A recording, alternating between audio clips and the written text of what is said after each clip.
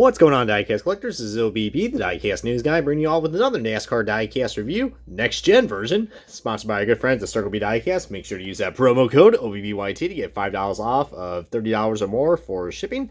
And today it's gonna be on Diecast. I guess you say it's gonna be. I guess you can say, all right, I'm about to say a stupid ass pun. Are you ready for it? Are you ready for it? It's gonna be Bushtastic. Nice job. Oh, Lordy, I will say once, I say again, I am never, ever going to be a stand-up comedian. But my Lord, today it's going to be on Kevin Harvick's 2022, and it's a little wobbly because I did took it out of the base because no one likes bases on 1/64 scale diecast. But this is the Kevin Harvick's 2022 Busch Light Ford Mustang for Stewart-Haas Racing. And let me tell you what, man, this is another solid paint scheme that we got right here. Well, it's better than solid. It is just flat out amazing, guys. You see, here's the nice little 360 view of the box and the nice good old Busch logo right there. Look at that Busch. It's probably something you don't want to say all the time, you know. But anyways, let's go and kick off with the diecast review. The official unboxing of Kevin Harvick's 2022 Busch car.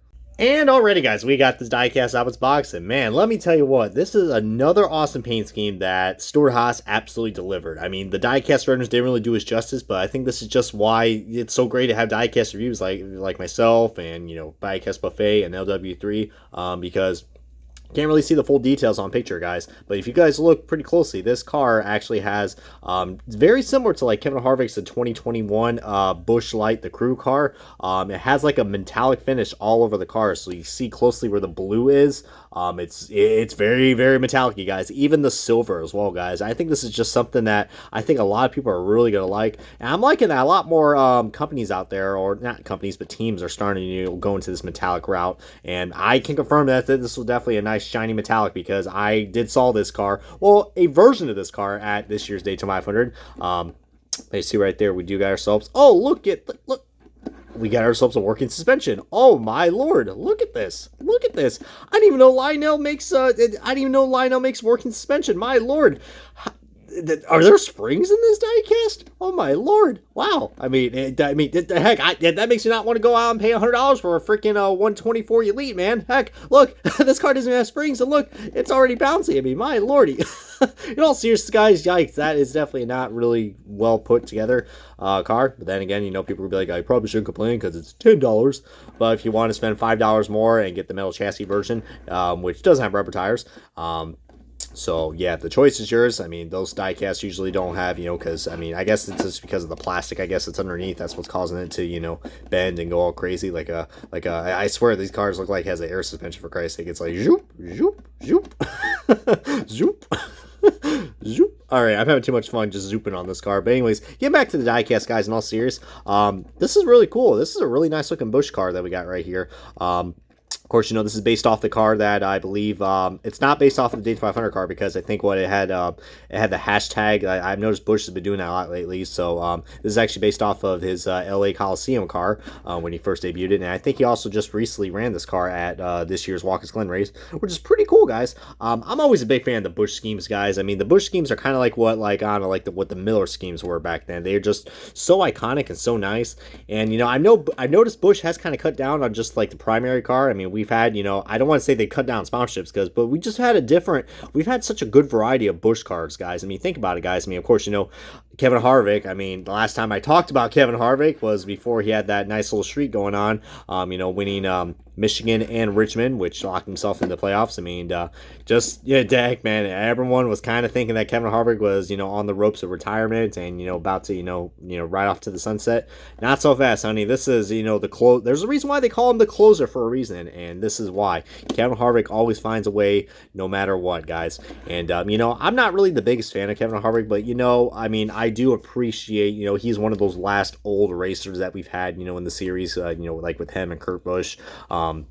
But just, I do appreciate his mentality because that's always what Harvick has been, guys. You know, whether you like him or not. And we do got looks like some dust specks inside the windshield right there. But hey, that's standard Lionel quality control right there. So, but let's get out to the good details right here. But you got that nice metallic blue with the Busch Light mountains right there. Kind of ironic that like the blue right here on top for the Busch Light logo is not like in that metallic blue.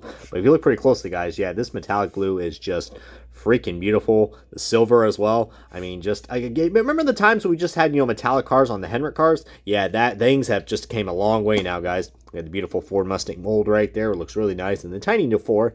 And the decals look like they're a little screwy. And is this diecast? Well, this diecast still is a lot better lined up than that Suarez car. I mean, nothing can be worse than that freaking damn Suarez test car. If I had to describe bad quality control in a nutshell. Well, don't worry. We got the Wave 3 cars to be talking about very soon. But as we got more bouncy action right here. Yeah, I just love like the paint scheme layouts, and they're kind of like doing the same thing with all the Stewart-Haas cars. Like they kind of have the same layouts of like where the logos are. This one I think looks so much better than the gear wrench car because, as you guys can see, this car was mounted on a base, so there's no logos that are missing. But I do notice we do got like some weird outlines right here. Like, see, we got a really weird outline on the Hunt Brothers logo, but nowhere else. Kevin Harvick's name, we do got like a weird outline too. Just little nitpicks right there, but that's just probably with the decal quality. On the back, we got ourselves the BUSCHHHHH logo, and we got some more bounds. I didn't even realize the bounds actually extend right here to the back. The black rear diffuser and the very detailed. Look at those rivets, man. Those rivets look fantastic. And then we got the non-detailed rear windshield. Oh wow, never mind. We do got ourselves a very dark blue outline right there. That looks that doesn't look too official, guys. That kind of looks like an off-brand Busch Light. You know what I mean? Just how that looks. I mean, my lord, what's it called? Well, I can say one thing. This car looks a lot better than the Keystone Light car from this year. Talk about a downgrade of a paint scheme for Austin Cindric. And just see how bouncy this car is. My lord, look at that. So bouncy. This side's not as bouncy the other side, so I'm a little ashamed about that. But you can see they did a good job with the placement of the logos right there. Yeah, got to give them credit for that. I mean, actually, Lionel did a pretty decent job on this. And I just like how they just perfect use of the space, guys. Because if they just put Busch Light or just Busch, what are we talking about, guys? We're talking about Kurt or Kyle. Now we're talking about the beer, guys. A Busch beer, and I've had it before, guys. And in terms of back to the, I kind of got off topic about like what I was trying to say about the variety of paint schemes that we've had. Like, yeah, we haven't really seen much of the primary Busch car, but we've had like the farmer's car and then his latte car, which I gotta admit that car doesn't really look the best because I think the logos are too small.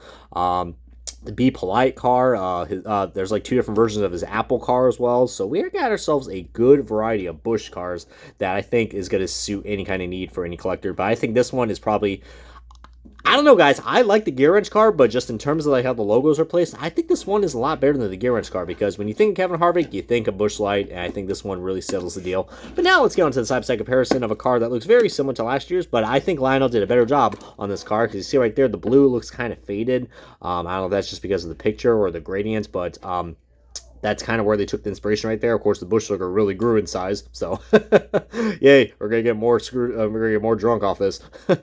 Oh Lord, please drink responsibly, y'all. If you're 21 or older, just like the commercials say. But yeah, I mean, it is definitely got some resemblance. I do notice that I don't know, as I look at me right here, I think I've already had too much drink already, because look at me, I'm already like, I don't know, swiping my damn phone like, hey, I don't like Busch. Oh Lordy have mercy. But you gotta love when these reviews get a little chaotic, get out of control. But which, by the way, tune in pretty soon. I got another rant review for you guys. It's definitely something you guys do not want to miss. So but yeah, I don't know, I'm kind of really digging the Busch car for this year, guys. I think it looks a lot better than than last year's. I mean, last year's was really cool, but I don't know, I think this one has a good balance. I mean, I think last year's has a little too much blue, and the blue side skirts, now that I think about it, I don't know why they weren't like that metallic blue. The black side skirts, I think, look a lot better on here, to be honest with you guys. Coming out to the back, of course, pretty much looks the same. We do got a lot more blue, but I don't know. I like the balance, but you kind of see what I meant right there with the deeper outline right there that's on the Busch logo. That just looks really weird. It kind of looks like it's washed away into a damn shore. And you realize there's also a little bit of a gap right there where that window banner is, but, it's just a black bar, so can't really complain too much about that. I know I did pick up about a lot of stuff, but hey. But yeah, feel free to let me know in your guys' comments and thoughts below, as this is going to wrap up this quite bushy review. All right, I'm done with these damn puns. But this is going to wrap it right here on Kevin Harvick's 2022 Busch Light Ford Mustang for Stewart-Haas Racing. Like, subscribe. This has been OBB. I'll catch you guys next time on another diecast review, and thank you guys so much for your guys' support. See you guys next time.